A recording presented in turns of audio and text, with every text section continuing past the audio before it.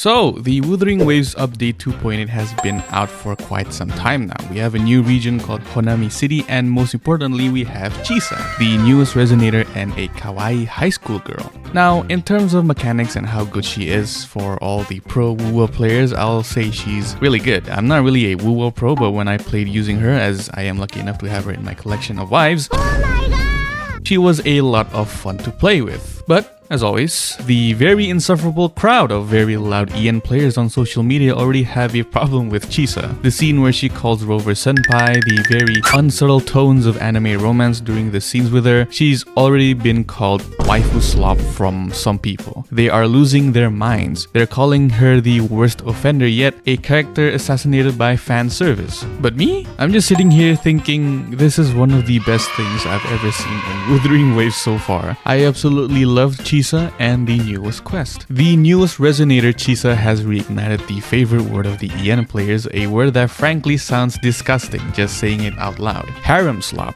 It is a weaponized term. A lot of them don't just use it to mean romance. They use it to describe a specific kind of writing where a character's entire agency, writing, and personality are sacrificed on the altar of glazing the protagonist. They'll say it's cheap. They say CHISA isn't a character with her own motivations. She's just mass-produced junk food designed to trick lonely players into opening their wallets to feel a shred of affection. The accusation is simple. CHISA doesn't exist for the story, she doesn't exist for world building, she exists for the rover. And apparently to a lot of the highbrow EN players, that makes her fundamentally bad writing and waifu slop. Now, I get where the hate comes from. There is a concerning number of players that came from Genshin Impact and Honkai Star Rail. You already know the kind of community that they have, especially the EN community. It's horrible. But the real question is it actually bad writing that CHISA quote-unquote falls in love with the rover? Or is the Western community just allergic to pure unapologetic anime-style romance? They call it slop to sound superior, like they only consume high art media. But let's be real, there is completely nothing wrong with a character in an anime gacha game to fall in love with the protagonist, right? I might be biased since I absolutely love drama, slice of life, and romance anime, but that doesn't mean I deem every romance to be good. There are tons of horrible writing in romance anime, but in Wuthering Waves with CHISA, there's nothing bad about her and her story's writing. She's not just deduced to another wife added to Rover's harem. She has a good backstory, emotional depth, and every reason to be a good written character. So using update 2.8 and CHISA as our prime suspect, I'm going to play the devil's advocate. We're going to look at the Haremslop controversy, why the EN players are disgusted by Kuro's decision to make CHISA a waifu character, why the Chinese, Korean, Japanese players, and the rest of the world really absolutely loved her, and why it's completely overblown. Let's start by dissecting the complaints from the EN community. Why does CHISA blushing at Rover make them so visibly annoyed? I've boiled it down to 4 main triggers that turn a normal player into a keyboard warrior. First and most obviously, the fan service fixation. These people get what I call waifu tunnel vision. The moment CHISA blushes or calls the Rover senpai, "Thank you, senpai." even though it's a real honorific word in Japan that people use when addressing their seniors or someone older than them, they stop engaging with her character entirely. Their brains literally shut off. They see the Joshikose outfit and the blushing face, and they decided right then and there that she has nothing else to offer. The 3 to 4 hours of character story that they went through before, it's all just gone in their head. The moments where it shows her backstory, the suffering she went through as a high school girl that was bullied and outcasted and alone in the Sonorosphere for 2 months, which translated to 20 years in the real world. As soon as one fan service scene appears, it instantly turns them off and writes her off as just a waifu slop character. They just see pandering. To them, vulnerability isn't a character trait, it's a weakness written solely to make the rover feel dominant. They are so busy rolling their eyes at these fan service scenes that they miss the actual good written character standing right in front of them. Which leads directly to point number 2, the literacy filter. Because they are so focused on the slop, they completely shrug off the actual writing. If you actually read CHISA's lore profile and pay attention to her story, which, let's be honest, 90% of the EN players have not because it requires them to read, there is a valid canonical reason why she latches onto the rover. She isn't just a waifu for no reason. This is a girl who awakened as a resonator in a society that fears instability. She was bullied very badly at her previous school. She was ostracized, called a monster, and treated like a ticking time bomb. If you paid attention, the story told us that she ran away from her own parents, not because she hated them, but because she was terrified of her own uncontrolled power and her reputation would hurt them. For a high schooler to go through something like that, it's very tragic. Rover is literally the first person in her life to look at who she really is and trust her. She didn't just find a crush, she found a lifeline. Of course she's going to be attached, especially when you're still quite young. When you are drowning, you don't casually shake the hand of the person who pulls you out, you cling to them. These EN troglodytes see forced romance. I see a realistic trauma response from an abandoned kid. Third, trope fatigue. Let's be real, the West has a significantly lower tolerance for most anime romance tropes. They are culturally tired of the anime high school dynamic. A lot of them were raised on Western media archetypes. The lone wolf, the stoic badass, the Joel from The Last of Us, the Geralt of Rivia, the Bruce Wayne as Batman. Many of them are trained to believe that trauma should make you angry, cynical, and closed off. So when CHISA reacts to her tragic past the other way, by seeking connection, by being soft, by desperately wanting validation with that pure idealistic anime devotion, it triggers that Western cringe reflex. It's like a cultural clash, even though a lot of the EN gacha players have watched anime before, which doesn't make sense even further. It feels weird to them. Kuro is giving them a high school romance emotional arc in a dark post-apocalyptic fantasy world, and that tonal clash breaks their immersion. They want her to be something else. Instead, she's a lonely girl who really needs a friend. Apparently that's a crime. Finally, we have to address the elephant in the room, the hate watchers. A significant chunk of the Haremslop crowd, they don't even like the game. They haven't liked it since launch, but they still played it up until the latest update. Why? Because outrage is a currency. They are playing solely to find something to get mad at. CHISA could have been written with the depth of Evangelion and the prose of Tolkien, but if she stuttered around the rover once, these guys would have it screenshotted, posted it to Twitter with the caption, "Are we surprised?" and farm their engagement. You cannot have a good faith argument with people who are financially incentivized to hate the product, or just someone who hates the game with no wiggle room for them to see the well thought out point that you made. But here's where we hit the reality check. The EN goblins treat CHISA like a writing failure, like some sort of anomaly that slipped past quality control. But in reality, she's just a different kind of fantasy, one that is foundational to the genre we are playing and a goldmine to me, the target audience.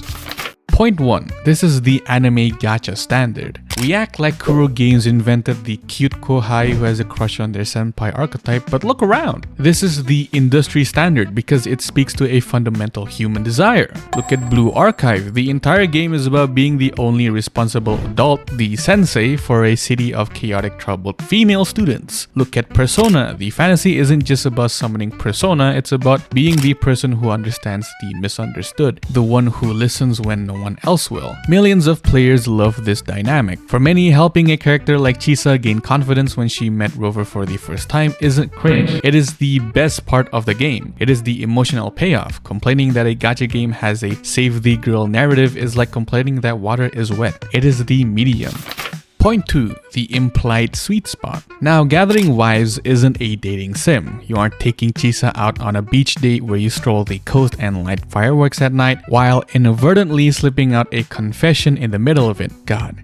Kaoruhana is such a good anime. But let's not play dumb. The implications are screaming at us. Kuro walks this fine line where every interaction implies that you are her anchor without ever forcing a marriage scene. And honestly, the ambiguity is compelling. It creates a Schrodinger's romance. It allows the headcanon to run wild. It lets us imagine that we are the turning point in her life, the moment things got better, which is true. That is a powerful narrative hook. The idea that your mere presence changes the trajectory of someone's life for the better. Who doesn't want to feel that? Point 3. Writing quality and fan service are not mutually exclusive. This is the biggest misconception I see in the EN community, and it drives me up the wall. People think if a character is down bad, they are inherently badly written. Wrong. CHISA is actually a fantastic character. If you look past the blushing, she is a story about how society treats people who are different. It's a really good coming of age story in a lot of anime and manga stories, just like CHISA's story. Most players outside the angry EN bubble, the Chinese players, the Japanese players, the majority of high IQ WoWa players can see this. They acknowledge that the writing is good and they see that the fan service as the reward for understanding her. It's the sugar that helps the medicine go down. Why can't she be a tragic figure and also really cute? Why do we demand our tragic characters to be miserable 24/7?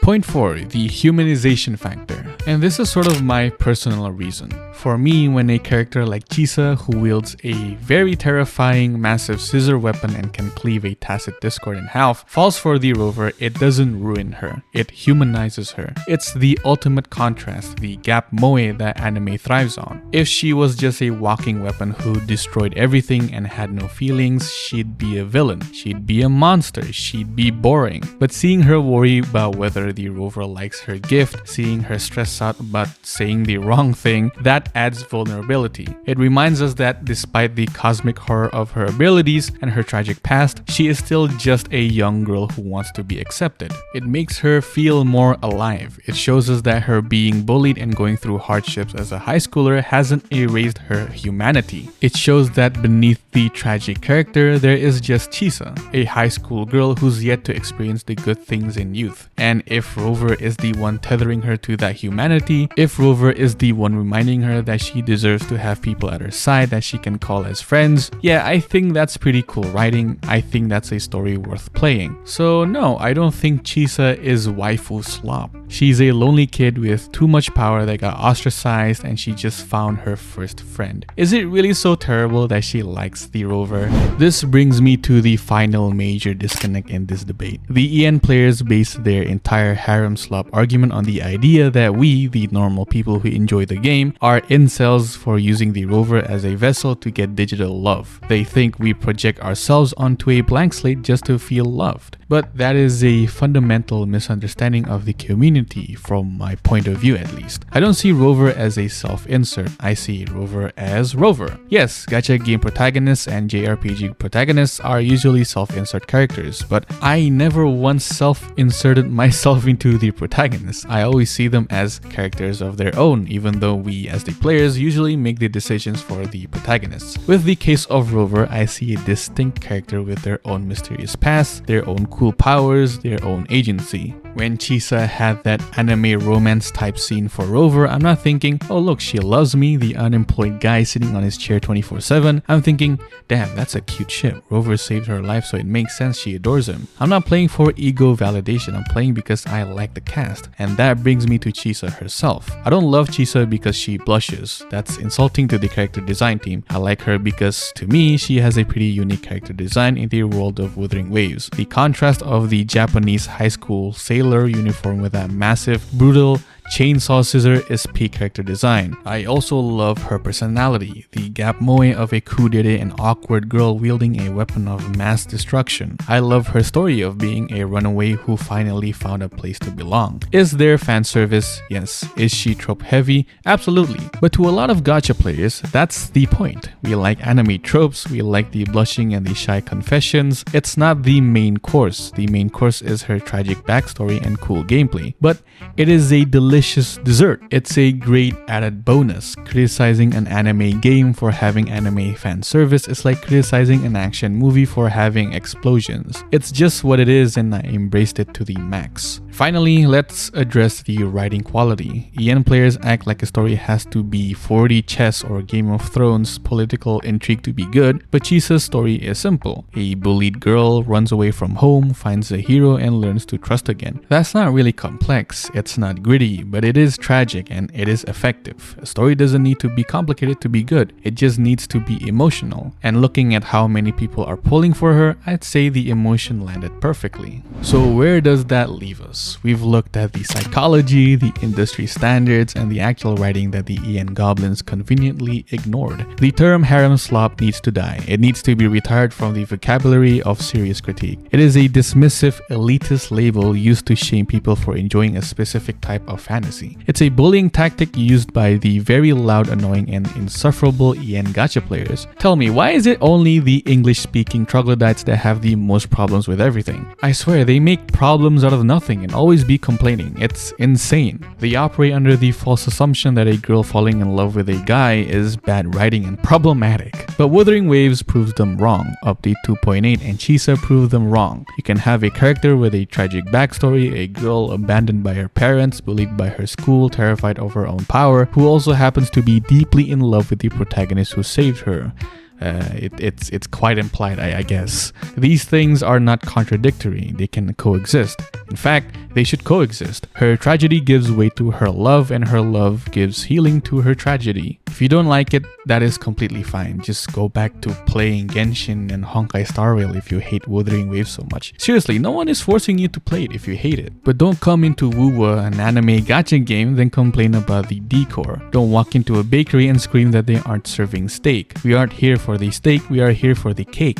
We like it here. We like CHISA, we like seeing Rover be the hero who is loved and not just for their sword but for their kindness. The slop is delicious. It's comfort food for the soul. And I'm going back for seconds. And also, don't be a loser and start calling people who enjoy WoWa incels. Be like the Zenless Zone community. We all collectively goon together and we are proud. I love Zenless Zone 0.